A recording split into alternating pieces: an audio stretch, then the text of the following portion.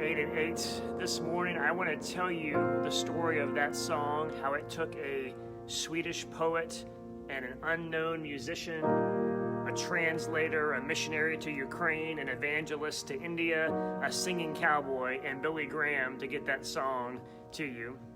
But first, I want to read a powerful psalm this morning to you, and I want to read it slowly and patiently, and I want you to listen expectantly. Psalm 77, I cried out to God for help. I cried out to God to hear me. When I was in distress, I sought the Lord. At night, I stretched out untiring hands, and I would not be comforted. I remembered you, God, and I groaned. I meditated, and my spirit grew faint. You kept my eyes from closing. I was too troubled to speak. How many of you can relate to those powerful words? I thought about the former days, the years of long ago. I remembered my songs in the night, and my heart meditated, and my spirit asked, will the Lord reject forever? Will he never show his favor again? Has his unfailing love vanished forever? Has his promise failed for all time? Has God forgotten to be merciful? Has his anger withheld his compassion? How many of you have asked questions like that recently?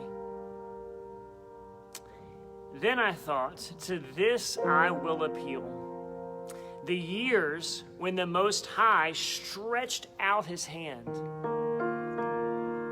I will remember the deeds of the Lord. Yes, I will remember your miracles of long ago. I will consider all your works and meditate on all your mighty deeds. Your ways, O God, are holy. What God is as great as our God? You are the God who performs miracles. You display your power among the peoples. With your mighty arm, you redeemed your people, the descendants of Jacob and Joseph. The waters saw you, God. The waters saw you and writhed. The very depths were convulsed. The clouds poured down water. The heavens resounded with thunder. Your arrows flashed back and forth, and your thunder was heard in the whirlwind, and your lightning lit up the world. The earth trembled and quaked. Your path led through the sea, your way through the mighty waters, though your footprints were not seen. You led your people like a flock by the hand of Moses and Aaron. And it was those kinds of wanderings that led to the writing of that beautiful song that I began to play a moment ago. His name was Carl Boberg. He was a Swedish poet and politician in 1885. He was walking home and from a church service, and this huge storm came with the lightning and the thunder like we just read about from Psalm 77. He runs for shelter. The storm finally relents. He heads home. He opens up his windows at home, and then he starts to hear the birds singing. He saw a rainbow after the storm relented. The church bells are ringing, and it was the juxtaposition of the storm and the peace that led him to sit down and write, O stor Gud. It was an unknown musician who later saw the poem published in a local newspaper and wrote the words and adapted them to a folk song there in Sweden. Later, a translator comes and translates that song into Russian. So then, a guy named Stuart Hine, who was an English missionary to Ukraine, hears the song. He starts to sing the song with his the folks that he's ministering to. And then he says he's going to translate the song into English, and with a lot of poetic license does so.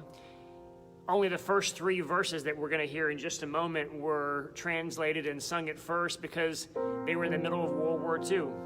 And it was only after the war that he translated that 4th verse. So I want you to think about that in just a moment when you sing it. Sometimes it's after the conflict becomes peace that we can see only certain perspectives of what God is doing. But it's the peace in the midst of the conflict that we want to experience this morning. Well, even that wouldn't have really got the song to you because there's a whole lot left of the story.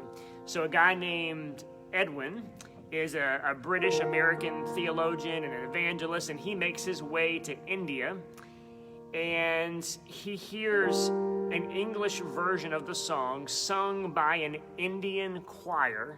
This is the story. This is crazy. And he loves the song, and he brings it back to America. And it was sung at a conference that he was speaking at.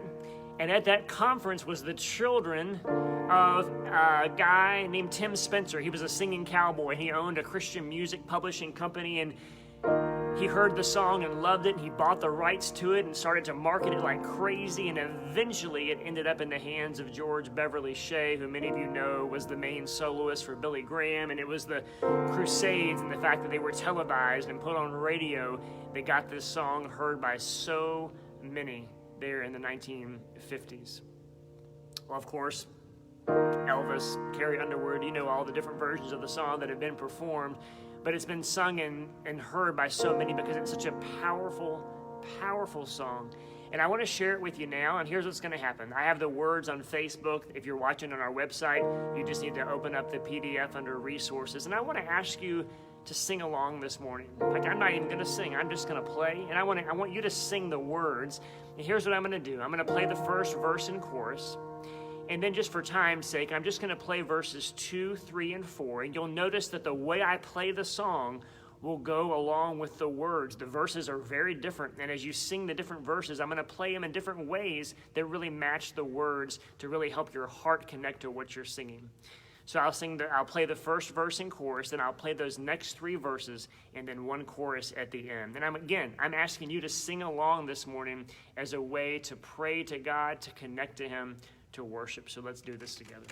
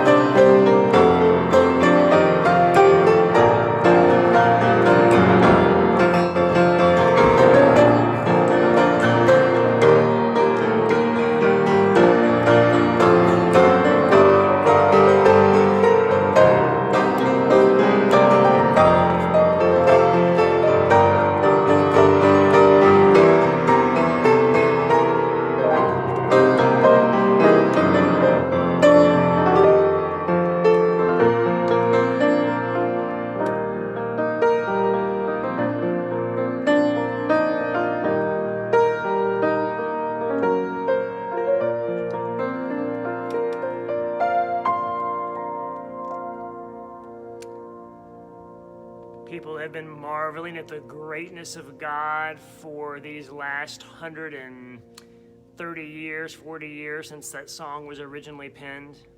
Many of you have heard people that you love sing that song. I'll never forget the voice of my great aunt Lil singing that song.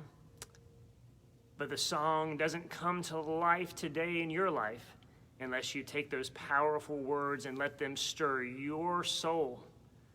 My great aunt's soul is no longer here on this earth, but mine is, and my life is. And the question is, will I live today in the wonder of who God is? Whether the storm is overhead or whether it's past, will I live today saying, how great thou art.